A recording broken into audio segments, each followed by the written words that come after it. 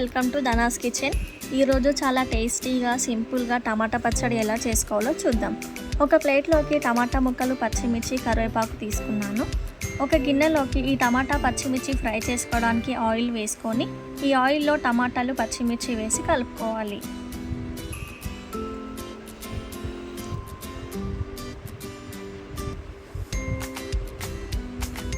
ఇలా ఒకసారి బాగా కలుపుకోవాలి.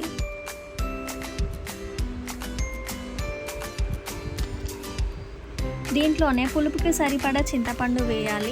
అలాగే కొంచెం కరివేపాకు వేసి కలుపుకోవాలి. 1 టేబుల్ స్పూన్ పసుపు, 1 టేబుల్ స్పూన్ సాల్ట్ వేసి కలుపుకోవాలి. టేస్ట్కి సరిపడా సాల్ట్ వేసుకోండి.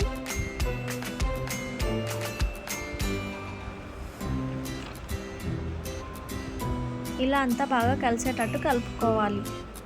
ఇలా మూత పెట్టి ఒక 10 నిమిషాలు వేగనివ్వండి. ఈలోపు ఒక ప్లేట్లో 1 టేబుల్ స్పూన్ పల్లీలు, 1 టేబుల్ స్పూన్ ధనియాలు, 1 టేబుల్ స్పూన్ జీలకర్ర వేసి వేరే బాండీలో ఆయిల్ వేసి ఫ్రై చేసుకోవాలి. ఫస్ట్ పల్లీలు ఫ్రై చేసుకోవాలి. ఇలా ఫస్ట్ ఒక 2 మినిట్స్ పల్లీలు ఫ్రై చేసుకున్న తర్వాత ధనియాలు, జీలకర్ర వేసి ఫ్రై చేసుకోవాలి.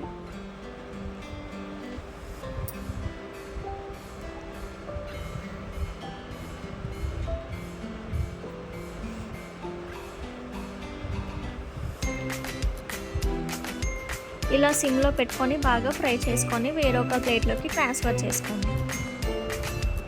టమాటాలు ఎంతవరకు మగ్గాయో చూద్దాం. చూడండి, 10 నిమిషాల తర్వాత చూస్తే టమాటాలు ఇలా మగ్గిపోయి ఉంటాయి.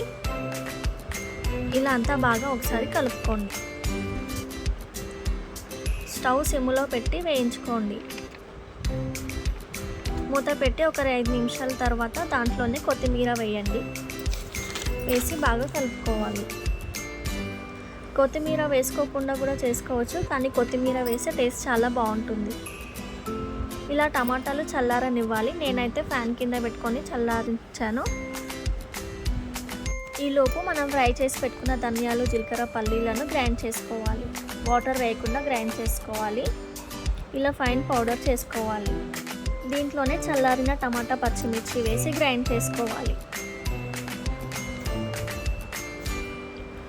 వాటర్ వేయకుండా గ్రైండ్ చేసుకోండి. వాటర్ వేస్తే పలుచగా అయిపోతుంది. నేనైతే వాటర్ వేయలేదు. ఇలా మెత్తగా గ్రైండ్ చేసుకోవాలి.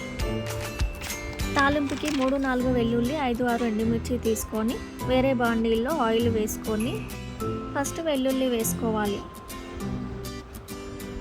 ఇవి ఒక 2 నిమిషాలు ఫ్రై అవ్వనివ్వాలి. ఇలా లైట్ గోల్డెన్ కలర్ వచ్చేంత వరకు ఫ్రై అయిన తర్వాత 1 టేబుల్ స్పూన్ ఆవాలు వేసుకోవాలి. అలాగే 1 టేబుల్ స్పూన్ జీలకర్ర వేసుకోవాలి. ఒక 2 నిమిషాలు ఫ్రై అయిన తర్వాత ఎండుమిర్చి వేసుకోవాలి. ఇలా ఒక 2 నిమిషాలు బాగా ఫ్రై అవ్వనివ్వాలి. తాలింపులో ఎండుమిర్చి మాడిపోతేనే టేస్ట్ చాలా బాగుంటుంది.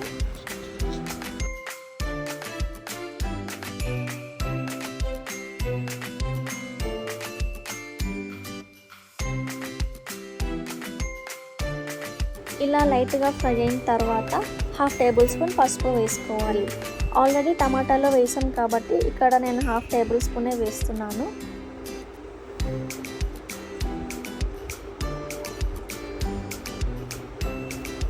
ఇలా ఒక 2 నిమిషాలు ఫ్రై చేసుకోవాలి.